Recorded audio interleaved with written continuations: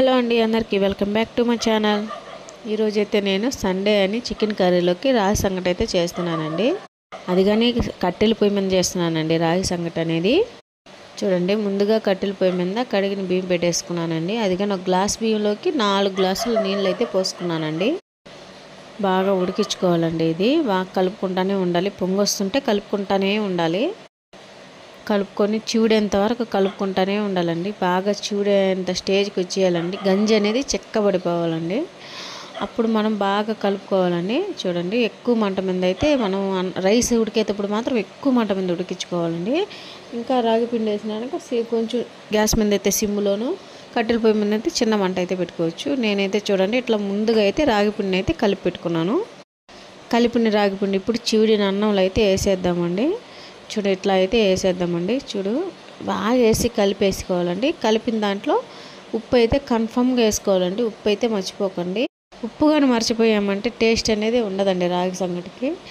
మనం ఇట్లా పిండి వేసినానకండి ఇప్పుడు అసలు ఉండేది. చిన్నగా మంట పెట్టుకొని ఇట్లా కింద నుంచి పైకి అండి, కింద అన్నం పైకి రావాలి, అలా కలుపుకోవాలండి. అన్నం అయితే మనం సంగటి అనేది అట్లాగే ఉంటుంది. అసలు తెడ్డులు అనేవి ఉంటాయండి, ఆ తెడ్డులతో కలుపుకోవాలి. నాకైతే అది లేదని నేనైతే ఇట్లా పెద్ద గెంటితో అయితే కలిపేసుకుంటున్నాను. కలుపుకోవాలండి. అదైతే బాగా చిక్కబడి బాగండి. అసలు ఎట్లా ఉడకాలంటే అట్లా పిండి అనేది పిండిగా అయితే ఉండకూడదండి.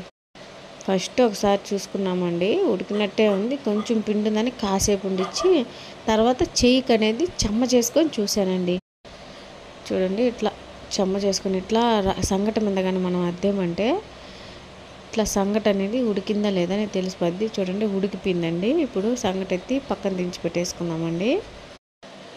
నేనైతే సంగటి అయితే పక్కన దించి పెట్టేసుకొని వెంటనే అయితే ప్లేట్లోకి అయితే తీసేసుకుంటున్నానండి. ఏంటంటే వేడి సంగటిలోకి చేపల పులుసు అయినా చికెన్ కర్రీ అయినా బాగుంటుందండి.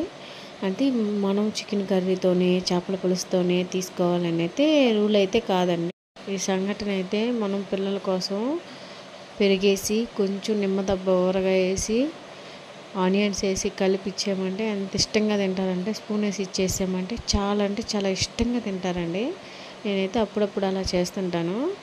ఇట్లా సంగటి వేసేసి దాంట్లో అయితే వేడి చికెన్ కర్రీ వేసుకొని తిన్నామంటే సూపర్గా ఉంటుందండి. చూడండి, ఎట్లా లూజుగానే ఉంచుకోవాలండి మనం, ఎందుకంటే అది గట్టి పడిపోతుందండి. అందుకని కొంచెం ఇప్పుడు వేడిగా ఉన్నప్పుడు లూజుగా ఉందంటే చల్లబడ్డాక గట్టి పడిపోతుంది. ఇదిగోండి, చికెన్ కర్రీ అయితే రెడీగా ఉందండి. ఆ వేడి సంగట్లోకి చికెన్ కర్రీ వేసుకుని తింటే సూపర్గా ఉంటుందండి. చికెన్ కర్రీ చూడండి, ఇట్లా లైట్గా గ్రేవీగా రాగి సంగట్లోకి సూపర్